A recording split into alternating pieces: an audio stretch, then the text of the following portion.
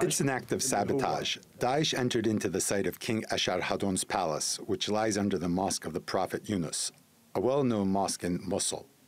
As you can see, the digging was very extensive, and it includes a ramified tunnel network, with one tunnel leading to another, in an attempt to dig an area as large as possible in order to unearth and loot artifacts. One of the historical prizes of Mosul has been lost forever after Daesh reportedly blew up the Grand Nouri Mosque as Iraqi forces closed in on the area. The government called it a victory, while historians mourned the destruction of the mosque's leaning minaret that towered over the city for the past 800 years. It's a recurring heartbreak in Iraq. Museums in Baghdad were pillaged during the toppling of Saddam Hussein. And this year, a raid on a home in Bulgaria uncovered stone tablets predating the existence of Rome. Analysts say they were most likely sold to the smugglers by Daesh. Well, to talk more about how precious pieces of history end up on the black market, I'm joined now in London by William Dalrymple, who describes himself on Twitter as a writer, historian, and a goat herder, presumably on his farm in India. He's also written the book Kohinoor, the history of the world's most famous diamond. Good to have you on the program, sir. And we're going to talk exclusively about your book in a moment, but I want to use the opportunity to ask you... Thank you, Imran. Mahaba. Oh, yes. Welcome to the program. I want to use the opportunity, before we talk exclusively about your book, to ask you, does it depress you as a historian that we're seeing all these, this magnificent heritage in Iraq and Syria either being smashed up, blown up? We're seeing the curators beheaded. We're seeing some of this stuff being sold on the black market to further bankroll terror. As a historian, does it cut your heart out and rip it to pieces? I've never been to Mosul, but I've spent a lot of time in Palmyra, and many of my favorite monuments in Syria have been destroyed in the last 5 to 10 years. And of course, it's deeply heartbreaking. But of course, it's just part of a wider picture. We've seen similar stuff in Timbuktu, in Afghanistan, at Bamiyan, and the Kabul Central Museum. And this terrible iconoclasm, which seems to have come with these Salafi Irhabi groups. Are we losing that battle against them? I don't know whether we're losing the battle. Certainly in Mosul, obviously the Iraqi forces are retaking the city. Timbuktu, which was taken by Al-Qaeda in 2012, is now back in government control. Bamiyan, which used to be under the Taliban, is now under Afghan government control. So these things come and go, but certainly this sort of mad iconoclasm, which we hadn't seen for centuries, and which returned with Mullah Omar and Bamiyan in 2001, has become a terrible habit now of jihadi groups. And many of the great manuscripts of Timbuktu went up in flames. We lost the Buddhas of Bamiyan. And we've lost many of the most beautiful churches in Raqqa and eastern Syria. Right. So some of the greatest Crusader castles, some of the greatest shrines, many of the Sufi shrines of Pakistan, and this is very widespread globally now. And we can't get those things back, as you mentioned. Now, some would ask, what's the difference between the iconoclasts who blow stuff up, right? So whether it's these sort of internal Salafi movements or whatever, and historically what colonial powers would do when they took over a place, they invaded a place, or even the East India Company went in and stole stuff and just took it back home for the Queen. You can see where I'm going to here. I'm bridging it towards your book. Some would ask, what's the difference between the two? Sure. I think there are two different things. I mean, obviously, iconoclasm is something that's happened in the West too. I mean, if you look at the English cathedrals, our own English Reformation iconoclasts disliking idols, using the same Abrahamic passages that you have in the Quran, destroyed many of the most beautiful artworks in medieval England. And iconoclasm seems to me one thing, looting is another. And this is something imperial powers do across the across the centuries. If you think of the center of your own Istanbul, it's full of treasures from Egypt, which the Byzantines moved there. The Ottomans did the same. If you go to Topkapi, you see the wonderful footstool and jewels of the Mughal Empire, which was taken by Nadir Shah from Iran and then given to the Ottoman Sultan. So many of the Mughal goodies that didn't end up in London are now in Istanbul. Yeah. You can see where I'm going. Yeah, I'd love to walk around Sultan Ahmed with you and get the historical tour. Now, You and Anita Anand wrote specifically about the Kohinoor diamond. Tell me why you decided to write about this diamond.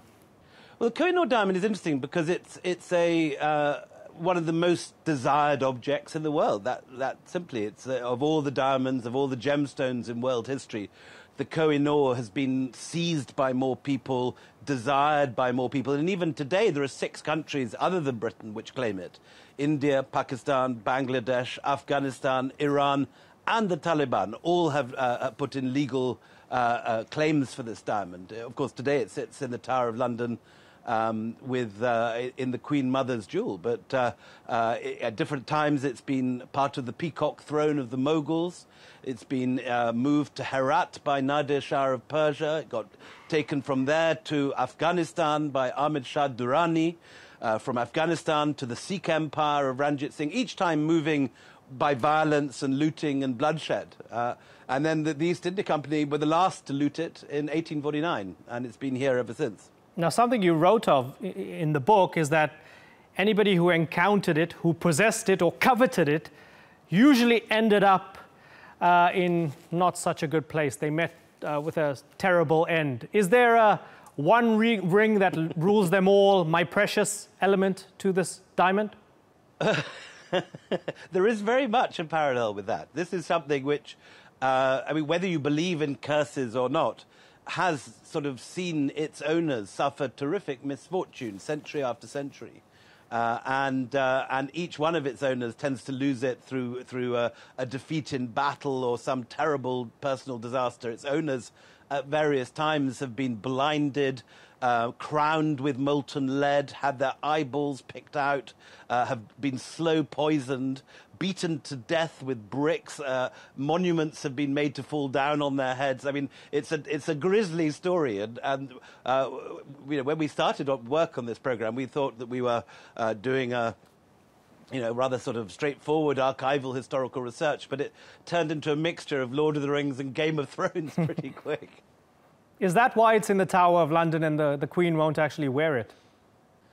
So the Queen has never worn it, and the only monarch who ever wore it in this country was Queen Victoria. Prince Albert died soon after that. I don't know whether you could blame other subsequent disasters such as Brexit on the on the Kohinoor, but it certainly tends to bring havoc wherever it goes. And as I say, even today, 6 different countries dispute the ownership. Mm-hmm. And in the book, you talk about how the Kohinoor only sort of became famous in a way because it was displayed in Hyde Park, the Great Exhibition of 1851. So in a way, even though it was highly coveted and incredibly valuable, the whole world didn't know about it, but then they did after it was displayed. After it was stolen, it was looted and then displayed, right?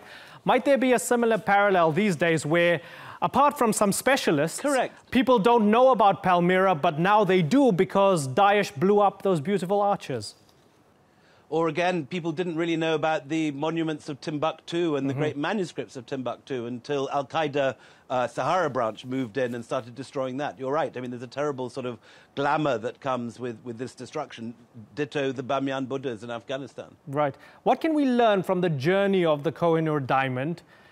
From everything you've learned, dipping into the archives, translating, the Persian and so on. What can we learn from that journey of this diamond to where it is now and dealing with some of our contemporary challenges? I think the history of the Kohinoor shows, that man has coveted beautiful objects and is prepared to go to very ruthless lengths throughout history to get their hands on it. Diamonds are particularly susceptible, I think, to this sort of vortex of violence in that they're obviously enormously portable. A single diamond can support, can bring a fortune to a family for generations, but can fit in someone's pocket. So the urge to kill and steal with something like that is obviously immense, and throughout history, as early as the 10th century BC, Indian texts are talking about diamonds bringing curses with them. And this is something we observe even today. Yeah, and this is certainly something I'm going to be telling my wife about. Good lesson, don't covet diamonds at all. Any new books on the horizon before I let you go? Yes. I'm going to be writing a big history of the East India Company next. This was the world's first great corporation, but also the world's most violent.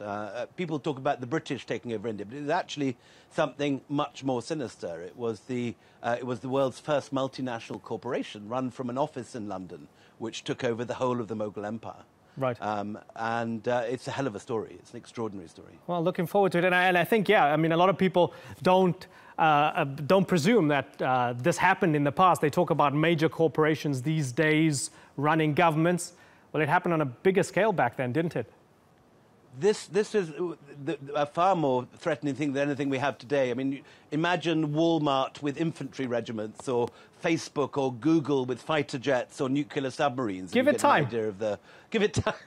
I hope we'll never see anything like as violent as the East India Company again. By 1800, it had 200,000 troops, twice the size of the British Army. Yeah. And was obviously run by shareholders for profit. So I can't think of anything in the world I'd less like to be taken over by or colonized by than the East India Company. Right. Important concepts. Looking forward to that book as well. William Dalrymple, thank you very much for joining us.